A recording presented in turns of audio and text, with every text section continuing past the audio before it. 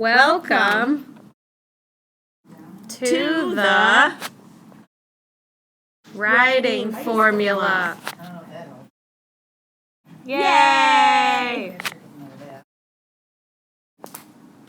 So you have a prompt that looks like this. In Bird Brains and a Soft Spot for Crows, are the author's attitudes toward crows and ravens positive or negative?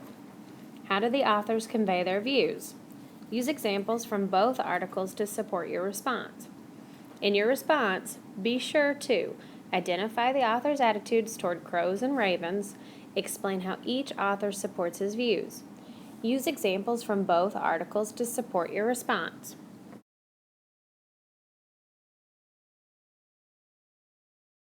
One, draw 4 boxes. Most of your essays will always need 4 boxes. Now you're going to label the boxes. First box is your intro. Your second one is body 1. Your second one is body 2. And your last one is conclusion. Label your body boxes. So the first body box is going to be about Brain Birds, the article, because you've got 2 choices. So that's how we're going to break down your body paragraphs. Your second body paragraph, that's going to be about Soft Spot for Crows. So Mrs. Jeffers is going to kind of, oh look, she wrote it all for you.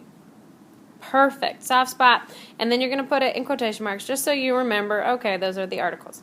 Yay! So you'll set up your essays like it looks on this piece of paper. State test, you're not going to get this fancy tool that we're about to show you. But it will look like this. We'll practice some with this, and then when you're ready with this, you'll go back to a regular piece of paper. Okay, step 3. We're going back up to the introduction. We need to figure out how to come up with our RT. Okay, now we're going to do the RTQ. If we look at the question, in Brain Birds and a Soft Spot for Crows, are the author's attitudes toward crows and ravens positive or negative? How do the authors convey their views? Now we need to come up with a sentence that will vaguely get us started. We can start with the names of the articles. In Brain Birds, Notice that I'm abbreviating. When you write your final copy, of course, you have to write the whole title out, but I just want to write it quick here. good. And a Soft Spot for Crows.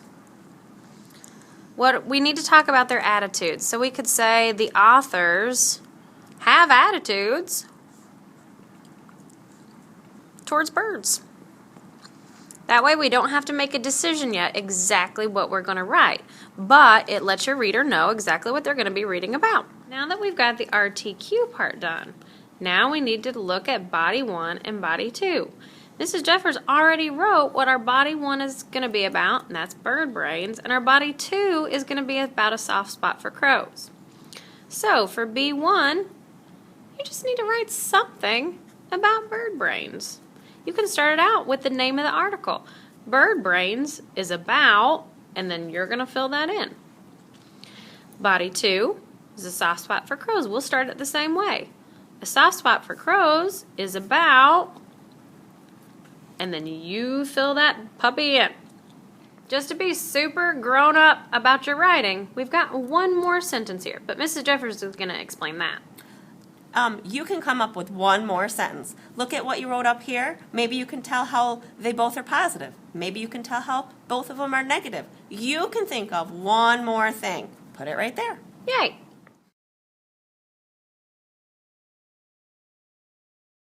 Now that our introduction is done, we're going to move on to body 1. So remember, Ms. Jeffers already told us that our body 1 is going to be about bird brains. So now we need to figure out a way to RTQ, because you all know how to do that, to get our paragraph started. So the question again is about what the attitudes of the authors are. Are they negative or are they positive? And how do they convey their views? So we can do that about brain birds specifically. Okay. So we're still going to not look at the bullets. We're only going to look at the question so far. So we can, to make it specifically about brain birds, we're going to say the author of Brain Birds conveys his view about birds in a blank way. You're going to fill in the way. We use the word convey, by the way, because that came right from the question. Right there. Okay, now we can look at the bullets finally. The first bullet says, identify the author's attitude toward crows and ravens. Stop. Write it down here. Attitudes. Attitude. Nice. The second bullet, explain how each author supports his views. Stop. Write it down here. How. And see, I don't even write a complete sentence, but I know what I need to write about.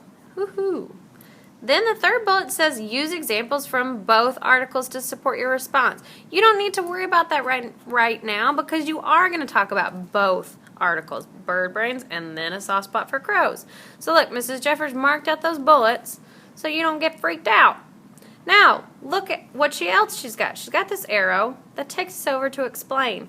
This is where you're going to use the specific evidence to back up the attitude and his views.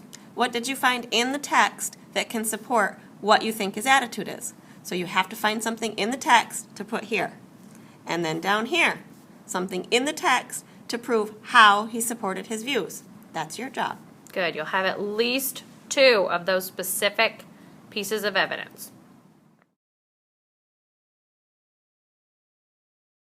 Okay, now we're ready to do body paragraph 2. This is the one about a soft spot for crows. Basically, we're going to do the exact same thing for body 2 that we already did for body 1. We're just going to change the article name. Look, Mrs. Jeffers marked it out so it would be almost exactly the same. The author of A Soft Spot for Crows, and she's going to keep abbreviating, conveys his view about birds in a blank way. Just so we don't get confused, we'll look back up at the bullets. We've got 1, identify the author's attitude toward crows and ravens. She's writing in the same thing down here, attitude again. Then, explain how each author supports his views. She's writing views again. Remember, you've got to got specific evidence, at least 2 pieces that explain his attitude and explain his views. And we can mark out those bullets again because we are going to do that third bullet. And remember, explain from the text, not just because you think something, but what did the text tell you? Nice job. This brings us to our final step, the concluding paragraph. Ta-da! As you can see, we're in a new spot. Look at the desk, it's a different color. And guess what? We're on a new paragraph. Yay. But we're not going to give any new ideas. Everything that we write in here is going to be stuff from here. New spot, not new ideas. So, just look up here at what you wrote for your introduction and restate it down here. Wow, you don't have to think very much. So, up above you did RTQ. Down here we're going to RTQ. What did we write about up here? In the first work and the second work, the authors have attitudes toward birds. So we can write that down here. And I'm not going to write that whole thing out. Maybe we could add a little bit about what their attitude toward birds was. We could say, and blah, blah, blah, have, and then here you can pick positive or negative attitude. And you should know this because you will have read the passage and you will have written or put all of your ideas on here. Now, we're going to talk about body 1. Look right up here. Oh yeah, we talked about brain birds for body 1, so I'm going to talk about brain birds down here. If I'm having a brain cramp and can't think of anything, I can actually almost copy this one. What I mean by that is, look at that, just say it a little bit different, okay? So you could say, instead of saying brain birds is about blah, blah, blah, you could say, in the article, brain birds, see? Same idea, different words, blah, blah, blah. Now we're on to body 2. Back up here. I wrote about, a soft spot for crows. So now I need to write about, a soft spot for crows. Oh, I don't want to think, so I'm just going to use what I have. So instead of writing it like this, I'm going to write it like this. See? I can use the same words, but insert my new piece. Look at that. Do I have to do this every time? Do I have to copy exactly this? No. But if your brain is really hurting, you can. If you can add a little bit more detail or not something new though, remember, no new information, but if you can add a little bit about maybe why the author thinks this, that's a good spot to add it. And remember, one more thing. You have written this and this and this. You can come up with one more sentence about these two works or something about attitudes or how they convey it. You can do it. Good luck.